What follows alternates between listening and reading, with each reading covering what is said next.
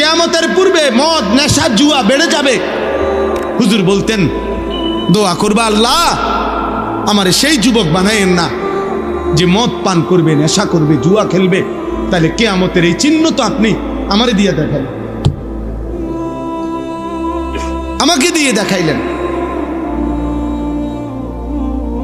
এই জন্য দোস্ত, তোমরাও এটা ভাইব, তোমাদের যাদের দ্বারা অশ্লীলতা, বেহায়াপনা, অসভ্যতা, নোংরামি, হারাম, জিনা, ব্যভিচার, মদ, জুয়া, নারী অস্থিরতা ছড়িয়ে পড়ছে এই মুমিনের সমাজে, মুসলমানের সমাজে, হায় বদনসিব, তোরে দিয়ে আল্লাহ কিয়ামতের চিহ্ন দেখাচ্ছে।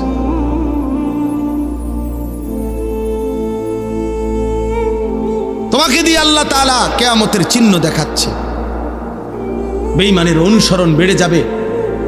আজকে তোমাদের যাদের চুল কাফের, মুশরিক, বেঈমানদের মতো এই বিশ্রী বিকট, হায় দুর্ভাগা, তোমারে দিয়েই তো আল্লাহ কিয়ামতের চিহ্ন দেখাইতেছে।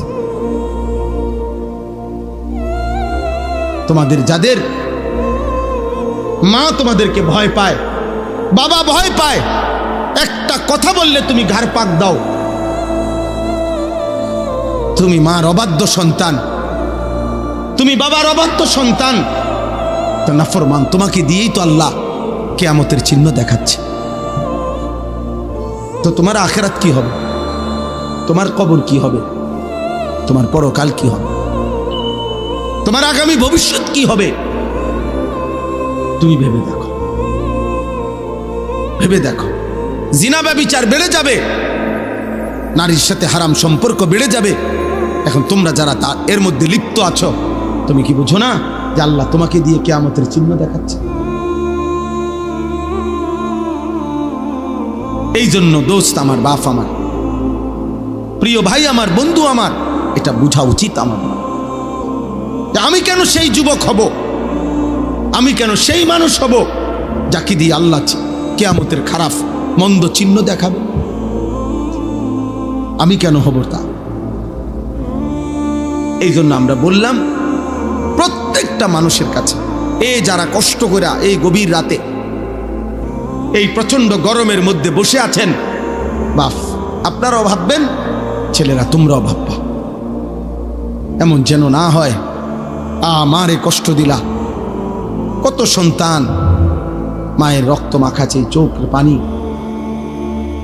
আজকে মা তার একটা বিশ্বাস, কোনো মা যদি একবার দীর্ঘশ্বাস ফেলে, সন্তান তুই আমারে কি করলি, একবার বাপ যদি এটা বলে ফেলে, খোদার কসম আল্লাহর আরশ গিয়া ধাক্কা লাগবে। আর আল্লাহ বলছে, নবী বলছে, আল্লাহ সব পাপের শাস্তি সহ্য করতে পারে। আল্লাহ বলছে সব পাপের শাস্তি আল্লাহ হাসরের ময়দানে দিবে।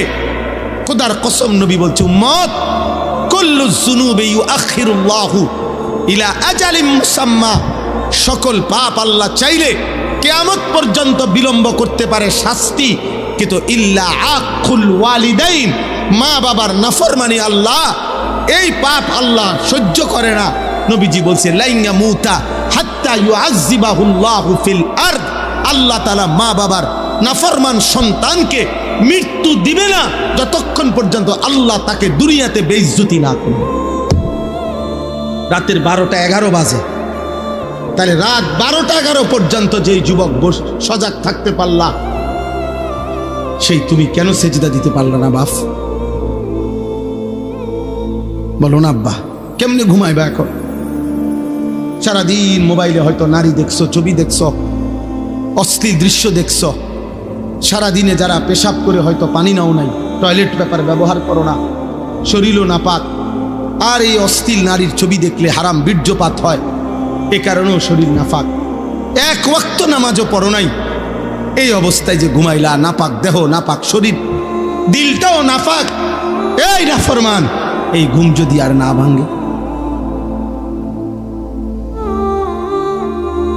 এই রাত যদি আর ভোর না হয়, হ্যাঁ হবে বা? রাসূলুল্লাহ সাল্লাল্লাহু আলাইহি ওয়াসাল্লাম বলেছেন, লা ইয়াজনি জানি হিনা ইয়াজনি ওয়া হুয়া মুমিন, কোনো বেবিচারী যখন জিনা করে সে মোমেন থাকে না। আর এই নারীর অস্থির ছবি দেখা এ তো জিনা। নবীজি বলছে চোখের জিনা। নিজের হাতকে নিজের লজ্জাস্থানে নাপাক ব্যবহার করা এ তো জিনা। না কে ইয়াদে মালউন। নবী সাল্লাল্লাহু আলাইহি সাল্লাম বলছেন, আমি স্পষ্ট বললাম তোমাদেরকে। নবীজি বলছে নিজের হাত যে নিজের লজ্জাস্থানে নাপাক ব্যবহার করে, হারাম বীর্যপাত করে, আল্লাহ রাসূল বলছে সে মালউন, অভিশপ্ত। মালউন, অভিশপ্ত। এমন অভিশপ্ত জিন্দেগি নিয়ে যুবক যদি ঘুম না ভাঙে, যদি রাত ভোর না হয়, তো কি হবে তোমার আখিরাত, কি হবে তোমার কবর? কে তোমার এই সান্ত্বনা দিল যে তুমি আরো 30 বছর বাঁচবা? অমিনকুম মান ইউতাওয়াফা মিন ক্বাবলু, আল্লাহ বলেন আমি কিন্তু বান্দা সকলকে বৃদ্ধ বয়স পর্যন্ত পৌঁছাই না। আমার এই মুরব্বী হুজুর তো তিনি বৃদ্ধ হইছে বলে আমরা সবাই বুড়ো হব না? আল্লাহ বলে না বান্দা, আমি অনেককেই তার আগেই মৃত্যু দিয়ে ফেলি। দেয় মৃত্যু, কথা বলে না? 3 বছর শেষ, আবার অল্প একটু। 3 দিনের বাচ্চা কবরে যায়? 3 বছরের বাচ্চা কবরে আছে? 3 মাসের বাচ্চা কবরে আছে? তাইলে আমার প্রিয় বন্ধু মাওলানা মোতালেব হোসাইন সালিহি, বাংলাদেশের একজন অন্যতম বক্তা, আলেমে দ্বীন, ওর একটা মেয়ে বাচ্চা হইছে আজকে 1 মাস। 1 মাসের বাচ্চা। গত 1 মাস আগে এই মেয়ে বাচ্চাটা অসুস্থ ছিল কয়েকদিন। গত 3 দিন আগে রাত্রেবেলা আমারে বলতেছে ঢাকা নিছে, ঢাকা শ্যামলীতে বড় হসপিটালে ভর্তি করাইছে। আমি বললাম এখন কি অবস্থা বাচ্চার? বলল যে এখন আলহামদুলিল্লাহ অনেকটা ভালো আছে, হাসপাতালটা অনেক ভালো, বর্ণনা দিতেছে আমারে, খুব সুন্দর হাসপাতাল, চিকিৎসা খুব ভালো, ইত্যাদি ইত্যাদি। এই রাত্রে এটা বলল। পরের দিন রাত 12:30 বাজে আবার কল আসছে হের এই মোতালেব মৌলানার।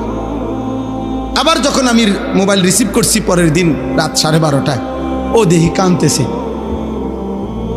কিরে দোস্ত কি হইলো? কয় আমার বাচ্চাটা মারা গেছে, আমার 1 মাসের বাচ্চাটা মারা গেছে। 2টা ছেলের পরে একটা মেয়ে হইছে, বড় বেশি আদরের মেয়ে হয়েছিল, বাচ্চাটা মারা গেছে। আমি অবাক হয়ে গেছি। অনেকক্ষণ সান্ত্বনা দিয়ে যখন বললাম, হৃদয় বিদারক কথা যেটা, যে আমি যখন তাকে বললাম যে এখন তুই কই, বাচ্চাটা কোথায়, এখন কই তোরা? ও তখন বলতেছে যে আমি ঢাকা থেকে রওনা দিছি, আমার মৃত বাচ্চা আমার কোলে, আমি বাচ্চাটারে কোলে নিয়ে আসি, আমার বাচ্চা আমার দিকে তাকায় আছে। আচ্ছা ভাবেন তো, 1 মাসের এই বাচ্চা কোলের যেই বাবা সেই ঢাকা থেকে লাকসাম পর্যন্ত আসছে, তেমন মৃত বাচ্চা 1 মাসের কোলে নিয়ে এই বাবার কলিজায় তখন কেমন অবস্থা হয়েছে?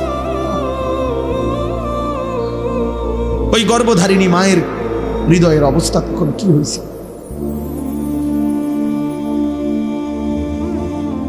তাইলে বন্ধু আমার, দোস্ত আমার, সাথী আমার, এই মোবাইল নিয়ে তোমরা এমন শুরু করছো কেন? তোমরা কি করছো বাপ? এইভাবে নিজেকে ভুলে গেলা কেমনে? আর এই পৃথিবীর কোনো উপকার না করলা, নিজেরে এভাবে তিলে তিলে নষ্ট করে দিচ্ছ কেন? তোমার চরিত্রের অবস্থা কি তুমি জানো? তোমার দেহের অবস্থা কি? তোমার চেহারার হালাত কি?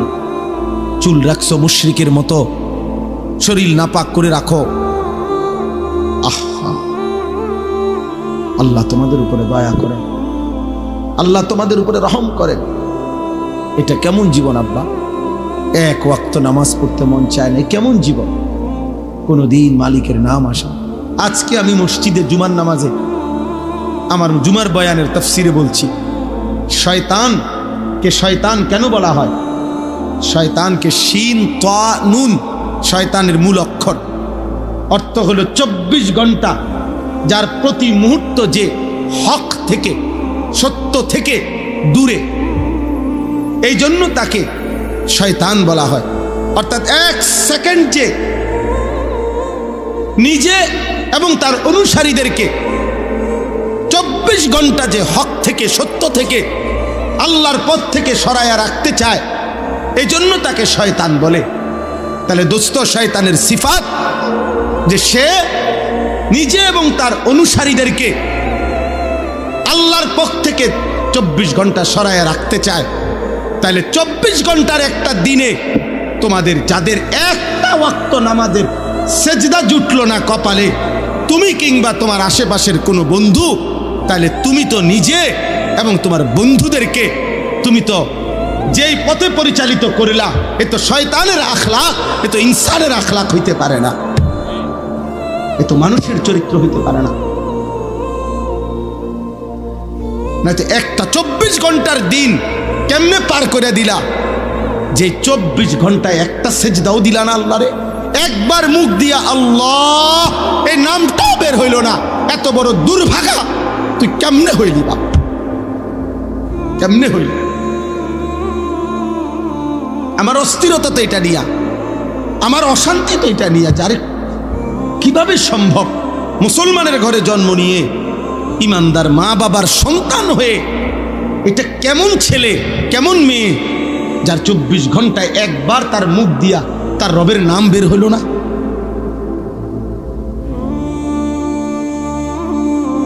এ কেমন জীবন আব্বা,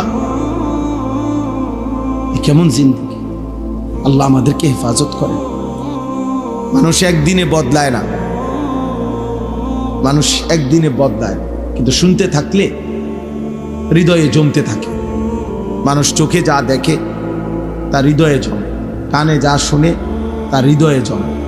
মানুষের সমস্ত উপলব্ধি ইন্দ্রিয়ের, চোখ, নাক, কান, জিহ্বা, ত্বক মানে চামড়া, এই যে পঞ্চ ইন্দ্রিয়, এই ইন্দ্রিয় যাই স্পর্শ করে, উপলব্ধি করে, তার হৃদয়ে আইসা জমা হয়, দিলে জমা হয়।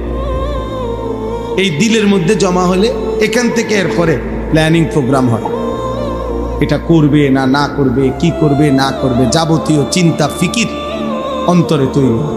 এরপরে মানুষ কাজটা বাস্তবায়ন করে। এই জন্য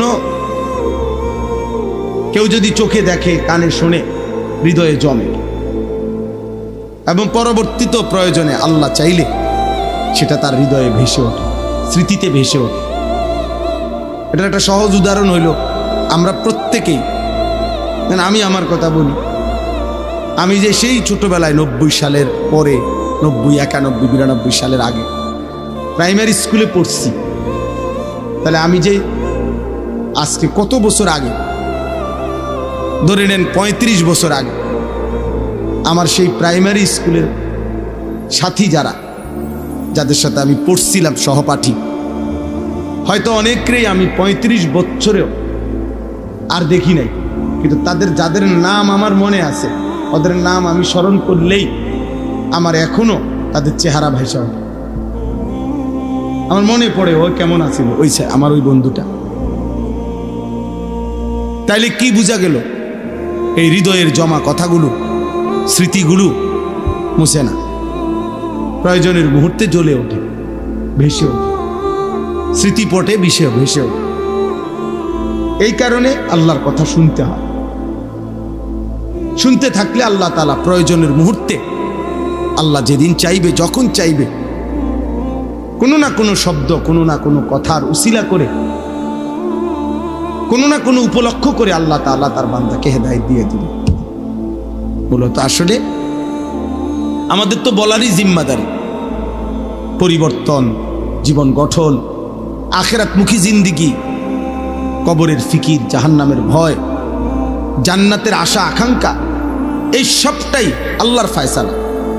আমরা শুধু বলতে পারি, কিন্তু মূলত আল্লাহর পথে চলবে কে আর কে চলবে না, এই উভয় সিদ্ধান্ত আল্লাহর।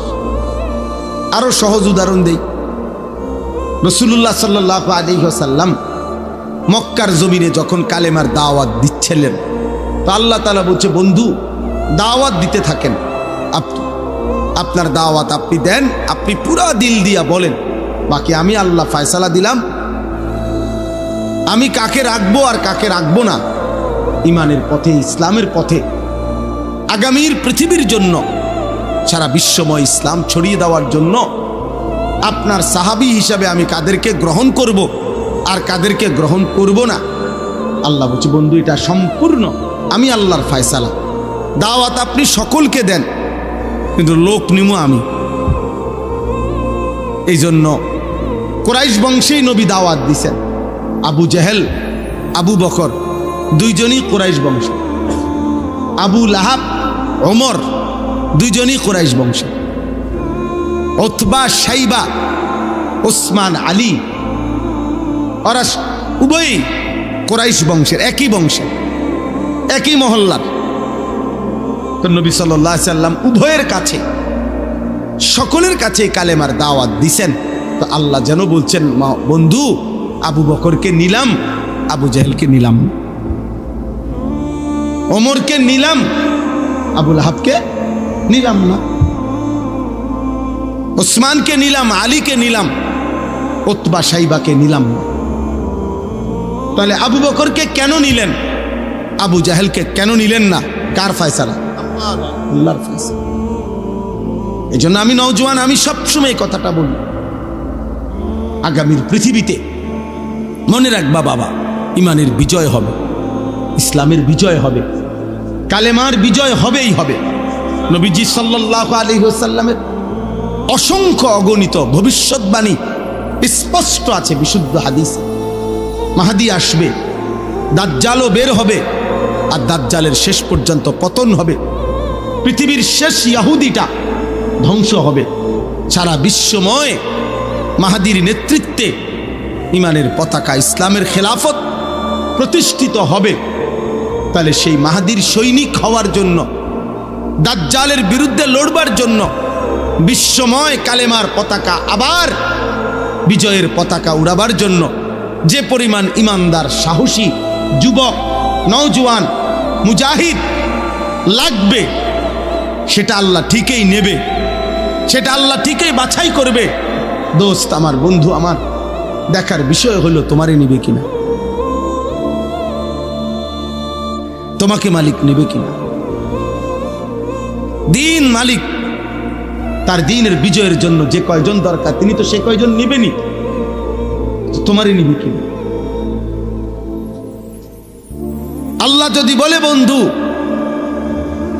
আমি ইমানের পক্ষে তোমাকে নিলাম, আর যদি আল্লাহ কাউকে বলে আমি তোমাকে নিলাম না,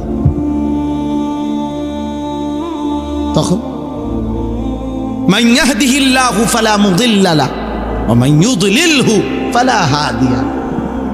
এই জন্য আমরা আগেই ফেস ভাঙিয়া লই, মানে আমরা যেন এটা বলে নেই, ভাই বক্তা আরো বদলাইতেন পারবেন, চাঁদের দেশের বক্তা, মঙ্গল গ্রহের বক্তা, দরকার হলে 83 কেজি ওজনের বক্তা, 900 কেজি ওজনের বক্তা আনতে পারবেন, ফিকাফে কইরা প্রয়োজনে বক্তা আনলেন। কিন্তু মাগার আল্লাহ যদি হেদায়েত দেয়, কেউ পথ ভ্রষ্ট করতে পারবে না। আর আল্লাহ যদি পথ হারা করে দেয়, তাহলে বক্তার আব্বায়ও হেদায়েত দিতে পারবে না, পারবে না। তাহলে ফয়সালা আসমানে, তোমারে মালিক আবু বকর হিসাবে নিবে নাকি আবু জাহেল হিসাবে ফেলে দিবে, এটা দেখার বিষয়, এটা দেখার বিষয়, এটা ভাবার বিষয়। হয়তো ইমানের বিজয় হবে, ইসলামের পতাকা উড়বে, মাহদীর লড়াই হবে, আর আল্লাহ বলবে, তুই নাফরমান, আজ 365 দিনে, খোদার এক বছরে তুই আমার একদিনও ফজরের নামাজের সেজদা দেস নাই, যা তোরে নেব না। মালিক যদি বলে, যা বেঈমান, তুই নারী দেখ, ছবি দেখ, মোবাইলের উলঙ্গ দৃশ্য দেখ, যা নাফরমান, তুই বসে বসা মদ খা, জুয়া খেল, তুই নারীর মধ্যে ডুবে থাক, তোরে নেব না। তখন তোমার কে, তখন কে বাঁচাবে? আল্লাহ না নিলে। আমার উস্তাদ, আমি ছাত্র জীবনে একজন উস্তাদের কাছে পড়ছিলাম, আমার একজন প্রিয় উস্তাদ ছিলেন, নোয়াখালী লক্ষ্মীপুর টুমচর মাদ্রাসা, হযরত মাওলানা এরশাদুল্লাহ রাহমাতুল্লাহি আলাইহি আমার হুজুরের নাম ছিল। মারা গেছেন হুজুর, বহুত বড় আল্লাহওয়ালা মুখলিস মানুষ ছিলেন। জোহরের নামাজ মসজিদে জামাতে পড়ছে, পইরা সুন্নত পইরা নফল পড়ে মসজিদে বসে বসে তাসবিহ পড়তেছিলেন। এই তাসবিহ অবস্থায় ঢুলে পড়ছে, সন্ধ্যা হইতে হইতে হুজুর ইন্তেকাল করছে।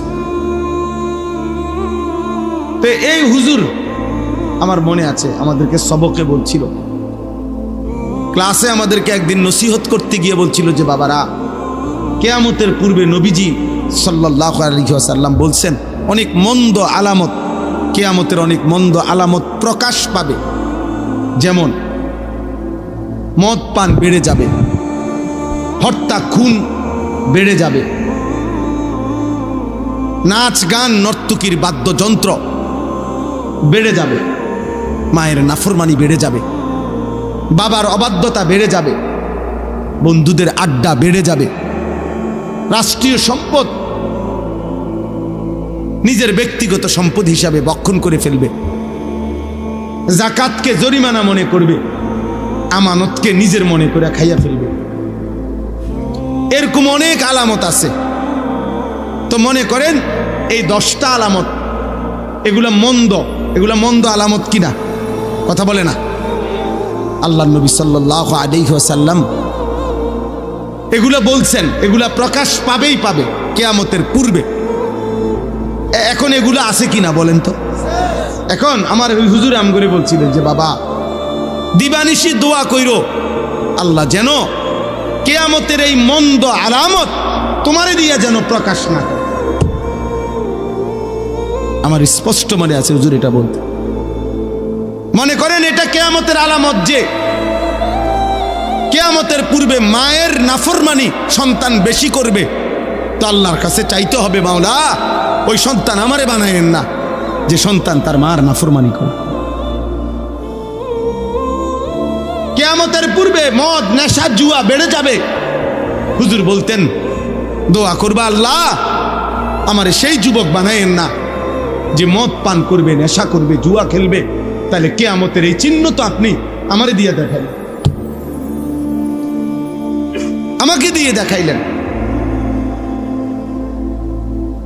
এই জন্য দোস্ত, তোমরাও এটা ভাইবো, তোমাদের যাদের দ্বারা অশ্লীলতা, বেহায়াপনা, অসভ্যতা, নোংরামি, হারাম, জিনা, ব্যভিচার, মদ, জুয়া, নারী অস্থিরতা ছড়িয়ে পড়ছে এই মুমিনের সমাজে, মুসলমানের সমাজে, হায় বদনসিব, তোরে দিয়ে আল্লাহ কিয়ামতের চিহ্ন দেখাচ্ছে।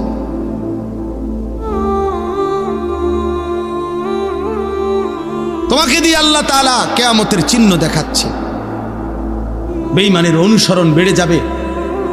আজকে তোমাদের যাদের চুল কাফের মুশরিক বেঈমানদের মতো এই বিশ্রী বিকট, হায় দুর্ভাগা, তোমারে দিয়েই তো আল্লাহ কিয়ামতের চিহ্ন দেখাইতেছে। তোমাদের যাদের মা তোমাদেরকে ভয় পায়, বাবা ভয় পায়, একটা কথা বললে তুমি ঘাড় পাক দাও, তুমি মার অবাধ্য সন্তান, তুমি বাবার অবাধ্য সন্তান, তো নাফরমান, তোমাকে দিয়েই তো আল্লাহ কিয়ামতের চিহ্ন দেখাচ্ছে। তো তোমার আখিরাত কি হবে? তোমার কবর কি হবে? তোমার পরকাল কি হবে? তোমার আগামী ভবিষ্যৎ কি হবে? তুমি ভেবে দেখো, ভেবে দেখো। জিনা ব্যভিচার বেড়ে যাবে, নারীর সাথে হারাম সম্পর্ক বেড়ে যাবে।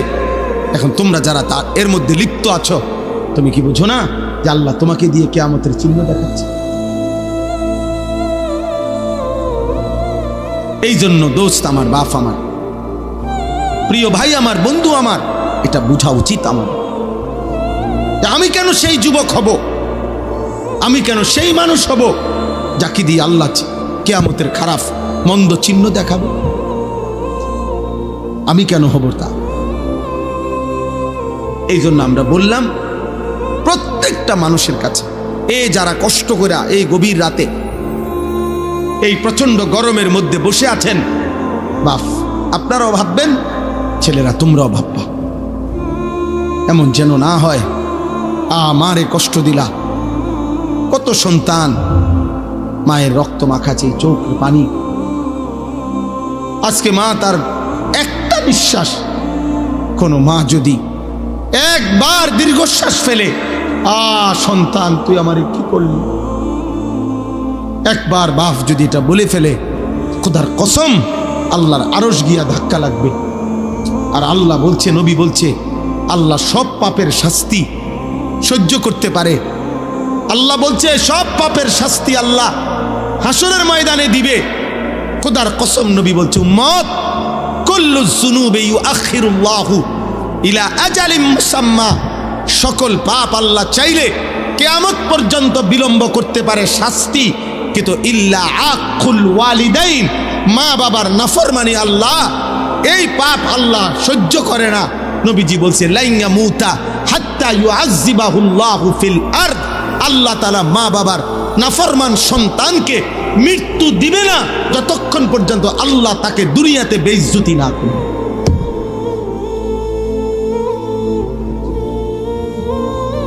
তোকে আল্লাহ দুনিয়াতে বেইজ্জতি করবে। তুমি বলো, একটা ছেলে বলো আজকের সারা দিনে যে এক ওয়াক্ত নামাজ পড়ো নাই, তো তোমার মা তোমার উপরে খুশি তো?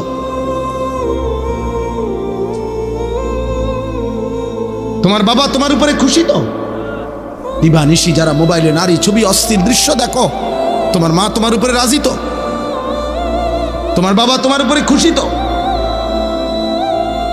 তোমার আল্লাহ তোমার উপরে খুশি তো? তোমার মদিনার নবী তোমার উপরে খুশি তো? এই বেনামাজি নাফরমান বলো।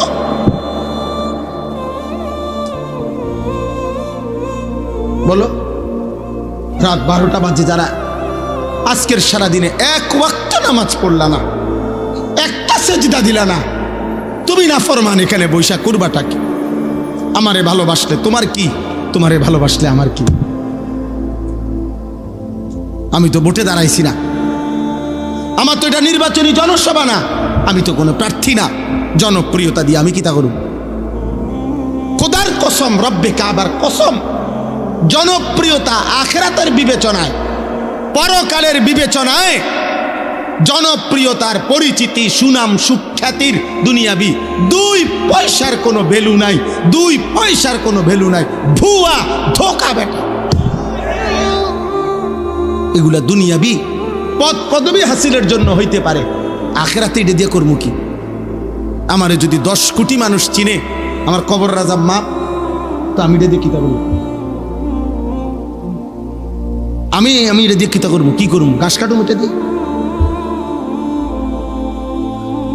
আমারে যদি 10 কোটি মানুষ চিনে, তো আপনাদের কারো কবর রাজাব মাপ, তো আমার জনপ্রিয়তা দিয়ে আপনি কিনবেন, আপনি লাফান কিনতেন, আমার লোকে ছবি উঠেলে আপনার কি? হ্যাঁ বলেন, কি ফায়দা কি? মানুষ আপনার মাথা তালকি দিয়ে আসবে, হ্যাঁ বুঝেন না? আপনি নেশা করবেন, আপনি নারী দেখবেন, আপনি চুল রাখবেন বেঈমানের মতো, আর আমার লগে ছবি দেখে মানুষ আল্লাহু আকবার, ভাই সাহেব আপনারা দেখলি যে জুনায়েদ বাগদাদির মতো লাগিয়ে আছে। হ্যাঁ আল্লাহু আকবার, আল্লাহ, মানুষে ব্যাগ কল, মানুষে চিরা খায়, মানুষে ভাত খায় না। ওই দেখেন, ওই অসভ্য মোবাইল ধরে রাখছে, এই দেখছেন? কিছু বেয়াদব থাকবেই, আরো বলবেন কিছু গাদ্দার। তার কথা হলো, হুজুর তোর বাপও যদি বলে আমি ফিরব না। পাথর দিল সন্তান, কলিজা এত শক্ত বানায় লাইও না, নিজেরে এত চালাক বাইব না। ভাতখানা কোনো চালাকি না, পেশাব পায়খানা কোনো খুব একের বুদ্ধিমানের কিছু না। দুনিয়া ভোগ করা এটা কোনো আহামরি কিছু না, দুনিয়া জানোয়ারও ভোগ করে, দুনিয়া মুশরিক বেঈমানও ভোগ করে, দুনিয়া কাফের বেঈমানও ভোগ করে, দুনিয়া কুকুর বিড়ালও ভোগ করে।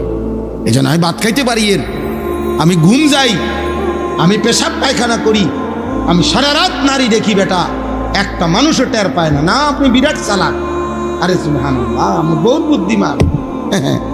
আপনি কি ভাবছেন? আপনার উপরে বরঞ্চ মালিকের অভিশাপ চলছে, আল্লাহর নারাজি চলছে এই পরিমাণ। আল্লাহ যেন বলছেন, নাফরমান, এত পাপের পরেও তোরে কেউ টেনে ধরে না, তোকে কেউ ফিরায় না, এটা তোর বদনসিব, এটা তোর মন্দ কপাল, এটা দুর্ভাগা। তুমি এক বাচ্চা যেন নিজে নিজে আগুনের দিকে যাচ্ছে, নিজে নিজে পানিতে পড়তে যাচ্ছে, কেউ তাকে টানে ধরে না, কেউ তাকে আগুন থেকে বাঁচাইতে চাচ্ছে না, এটা ওই বাচ্চার সৌভাগ্য?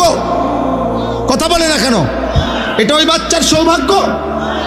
তাইলে তুমি জাহান্নামের দিকে যাচ্ছ অস্থির ছবি দেখতে দেখতে, উলঙ্গ দৃশ্য দেখতে দেখতে, এক ওয়াক্ত নামাজ না পড়তে পড়তে নাফরমান, তুমি তো জাহান্নামের আগুনে চলতে যাচ্ছ।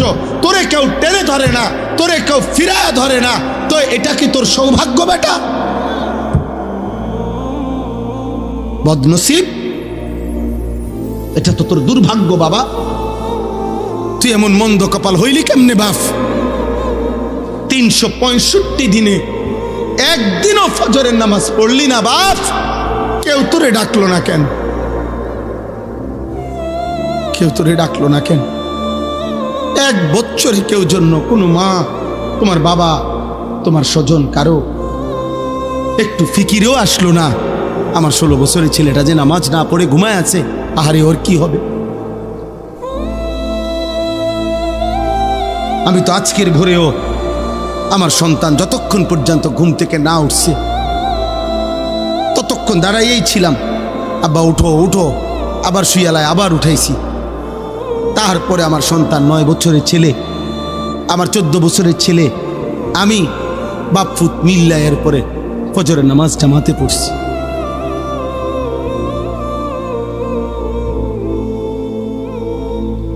উদাহরণস্বরূপ বললাম, আমি আসছি ফজরের নামাজের সময়, চট্টগ্রাম ছিলাম, সেখান থেকে আসছি যখন, তখনই ফজরের আজান দিয়েছে।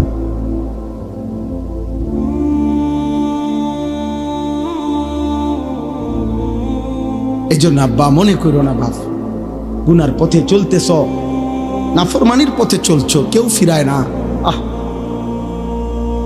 তোমার ইনসাফ কি বল? একটা 6 বছরের 4 বছরের বাচ্চা আগুনের দিকে চলছে, তারে কেউ টানে না।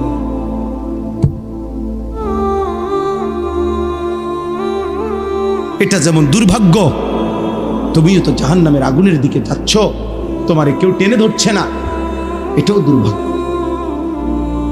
এটাও বদনসিব। 30 বছর সুদ খায়, কোনো দিন কল্পনায় কলিজার ভিতরে আসলো না, আহারে এটা তো হারাম। 60 বছর পর্যন্ত বিড়ি সিগারেট খায়, কোনো দিন কল্পনায়ও আসলো না, আহারে এটা তো গুনাহ। 40 বছর ধরে কথায় কথায় গালি দেয়, আহারে একবারও মনে আসলো না এটা তো হারাম। এ কেমন জীবন বাপ? এ কেমন জীবন? এই ছেলে, তুমি দেখাও সবাইরে দাঁড়াইয়া যে তুমি যে গাদ্দার, তুমি দেখাও, সবাইকে দেখাও, তোমার চিনাও যে হুজুর দেখেন ভাই সব, আমি একজন সাহসী মানুষ, যে এই হুজুরের এতগুলো নিষেধের পরেও আমি আমার মোবাইল ধরে রাখছি। আপনি আমার সাহস দেখেও কি করতে পারেন, অনুপ্রাণিত হতে পারেন, দেখাও। আমি ছেড়ে দিবার মানুষ না, সাফ কথা, আমি ছাড়বো না, আমার হিসাব এটা। আমি তো বললাম, সুন্দরভাবে বলি না, কথা বলেন, বলছি কি না বলেন? তাইলে আধা ঘন্টা মোবাইলটা না ব্যবহার করলে ক্ষতিটা কি? 1 ঘন্টা মোবাইল না করলে, ব্যবহার না করলে এখন বাংলাদেশ খাইতেই যাবে। তাইলে কিছুটা সময় যতক্ষণ পর্যন্ত এই বড় মোবাইল থেকে নিজেকে আলাদা না করা হবে, যার মধ্যে আমাদের সারা পৃথিবী বিখ্যাত শেখুল ইসলাম আল্লামা তাকি উসমানী দামাত বারাকাতুহুম, তিনি ফতুয়া দিয়েছেন, এই বড় মোবাইল দ্বারা যে গুনাহ থেকে মোটেই বাঁচতে পারে না, তার জন্য এই বড় মোবাইল ব্যবহার করার কোনো অনুমতি নেই। এক মুসলমান তার সকল কিছু ব্যবহারের ক্ষেত্রে হালাল হারামের কিছু নাই, জায়েজ না জায়েজের কোনো বিধান নাই। আমার মন চাইলেই হলো। আল্লাহ আমাদেরকে হেফাজত করে। আমরা স্বপ্ন দেখছি, এই শক্ত কথা, এই কঠোর, এই ধমক, এর বিনিময়ে উদ্দেশ্য ঝগড়া করা না। আলহামদুলিল্লাহ একটা স্বপ্নে আছি, স্বপ্নটা হইল আগামীর পৃথিবীতে ইসলামের বিজয় হবে ইনশাআল্লাহ। আগামীর পৃথিবীতে কালেমার পতাকা উড়বে। ষড়যন্ত্র যেমন খুব গভীর, ইনশাআল্লাহ ইমানের বিজয়ও খুব কাছে। রাত্র যত গভীর হয়, এটা কিন্তু বিপরীতে সান্ত্বনাও যে সকাল কাছায় গেছে। সন্ধ্যা বাজে 6টা, এখনো ভোর হতে অনেক দেরি, কিন্তু রাত বাজে গভীর 3টা রাতের। বোঝা যাবে সকাল কাছায় গেছে, আর 1.5 ঘন্টা বাকি। এই জন্য চারিদিকে ইসলাম বিরোধীদের চক্রান্ত, ষড়যন্ত্র, হুমকি ধমকি। আজকে ইহুদিরা আমাদেরকে চোখ রাঙ্গায়, আজকে খ্রিস্টানরা আমাদেরকে চোখ রাঙ্গায়, আজকে বারবার বৌদ্ধরা আমাদের মুসলমানদেরকে চোখ রাঙ্গায়, আজকে উগ্র উগ্র হিন্দু সংগঠন ইসকনের গুন্ডারা আমাদেরকে চোখ রাঙ্গায়। কিন্তু এটাও সত্য, এই সব চোখ রাঙ্গানি শেষ করে একদিন কালেমার পতাকা উড়বেই উড়বে ইনশাআল্লাহ। বিজয়ের পতাকা উড়বে, ইমানের পতাকা উড়বে, মাহদির বিজয় হবে, দাজ্জালের পতন হবে, ইহুদির শেষ ব্যক্তিটারও পতন হবে, বিশ্বময় ইসলামের খেলাফত হবে। এটা রাসূলুল্লাহ সাল্লাল্লাহু আলাইহি সাল্লামের বিশুদ্ধ হাদিস। নবীজি সাল্লাল্লাহু আলাইহি সাল্লাম বলছে, যদি শুনে থাকো কিয়ামতের আর একদিন বাকি, তবুও বিশ্বাস রেখো উম্মত মাহদি আসবে। নবীজি বলছেন ইমানের বিজয় হবে, আরেকবার পৃথিবী কালেমার পতাকা বিশ্বময় দেখবে ইনশাআল্লাহ, ইনশাআল্লাহ, ইনশাআল্লাহ। সেদিন হয়তো কেউ কাজে লাগবে, কেউ কাজে লাগবে না। কেউ হয়তো ইমানের পক্ষে থাকবে, কেউ দাজ্জালের খপ্পরে নিজের ইমান শেষ করবে। আগামীর সময় মুমিনের পরীক্ষা ভাই। এখন তো হইল গুনাহ নেকির টানাটানি চলতেছে, কেউ নেক করে, কেউ গুনাহ করে। আগামীর সময়টা হবে ইমান আর কুফরের সময়। কারো ইমান থাকবে, কারো ইমান থাকবে না। ইউসবিহুর রাজুলু মুমিনান ওয়া ইউমসি কাফিরান। কসম খোদার ভাই, আল্লাহর নবী বলছে, পরিষ্কার বিশুদ্ধ হাদিস, সকালবেলা থাকবে মুমিন, সন্ধ্যায় হয়ে যাবে কাফের। ওয়া ইউমসি মুমিনান ওয়া ইউসবিহু কাফিরান। সন্ধ্যাবেলায় থাকবে মুমিন, সকাল হতে হতেই হয়ে যাবে কাফের। ইয়াবিউ দীনাহু বিআরাদিন মিনাদ দুনিয়া। আল্লাহর নবী সাল্লাল্লাহু আলাইহি সাল্লাম বলে, সামান্য দুনিয়ার লোভে অসংখ্য অগণিত আমার উম্মত নিজের ঈমান বিক্রি করে ফেলে, ঈমান বিক্রি করে ফেলে। আল্লাহ আমাদেরকে হেফাজত করেন। এজন্য বয়স্ক বাবা আপনাদেরকে বলি, আপনাদের কাছে অনুরোধ করি, আপনারা আপনাদের স্ত্রী, সন্তান, ছেলে মেয়ের, পরিবারের সদস্যদের ঈমান, আমল, নামাজ, রোজা, বন্দিগি, হালাল হারামের নজরদারি করেন। খাট, পালং, সোফা, ফার্নিচার এগুলো এমনিই হবে মিয়া। এগুলো এখন পৃথিবীতে কোনো অবাক কিছু না। টাইলস চিনে না এমন পাগলও নাই, সোফা চিনে না এমন পাগলও এখন আর পৃথিবীতে নাই। আপনি শুধু শুধু এই সোফা, খাট এটি কেউ দেখতো না, এটি প্রত্যেকের ঘরে আছে। আঙ্গাল কাঙ্গালে ওইটি চিনে। ফ্রিজ সবার দরকার, এটা একটা নিত্য প্রয়োজনীয় জিনিস, এটা আর এখন কোনো শৌখিন জিনিস। আর বাংলাদেশের যে গরম, এখানে এসিও এখন নিত্য প্রয়োজনীয় জিনিসের অন্তর্ভুক্ত। এইটাও আর এখন শৌখিনতা নাই, এত প্রচন্ড গরম। অতএব প্রয়োজনীয় এই জিনিসপত্র কোনো না কোনো ভাবে প্রত্যেকেই ব্যবস্থা করছে। এগুলো মানুষের দেখাইয়া শুনাইয়া কোনো লাভ নাই, ভালো লাভ নেই। ইমানের হিসাব দেন, আখিরাতের হিসাব দেন, সেজদার হিসাব দেন, গোলামির হিসাব দেন। আমার প্রিয় সন্তান, আমার প্রিয় নওজোয়ান ভাই, এমন মালিকের নাফরমানি করো না বাপ, এমন মালিকের নাফরমানি মানায় না রে বাপ। তুমি জানো না তিনি তোমার কেমন রব। আল্লাহ যেন ডাক দিয়ে বলে, বান্দা তুমি জানো আমি তোমার কেমন রব? 24 ঘন্টা তোমার অজান্তে, তুমি জানো না, বুঝো না, বলো নাই, আমি রব্বুল আলামিন এমন রব 24 ঘন্টা অস্তিত্বের প্রথম সেকেন্ড থেকে নিয়ে শেষ পর্যন্ত জীবনের সকল প্রয়োজন, জীবনের সকল আয়োজন, হৃদয়ের প্রতিটা স্পন্দন, নিঃশ্বাসের প্রতিটা নড়াচড়া, দেহের পুরা অঙ্গ প্রত্যঙ্গের নড়াচড়া আমি আল্লাহ যা ঠিক ঠিক মতো তোমার পৌঁছাচ্ছি, করে দিচ্ছি। গোটা কায়নাত আমি তোমার জন্য বারবার একবার আলো দিয়ে সাজাই, একবার অন্ধকার দিয়ে সাজাই, একবার রাত বানাই, একবার দিন বানাই, একবার সকাল বানাই, একবার দুপুর বানাই, সপ্তাহ বদলাই, মাস বদলাই, দিন বদলাই, শরীর বদলাই, স্বাস্থ্য বদলাই। ছিলা ছোট্ট বাচ্চা, বানাইলাম শক্তিমান যুবক, আবার বানাইলাম বৃদ্ধ। ছিলা দুর্বল, বানাইলাম সবল। ছিলা অসুস্থ, বানাইলাম সুস্থ। ছিলা গরিব, বানাইলাম ধনী। ছিলা সম্পদহীন, দিলাম সম্পদ। এত কিছু 24 ঘন্টা যে মালিক আমি নিজ যত্নে তোমার করছি। আমি তোমার সেই মাওলা, আমি তোমার সেই আল্লাহ। তোমার সেজদা দিতে বলছি বান্দা, অন্য কেউ না। আমি তোমার বড় বেশি আপনজন।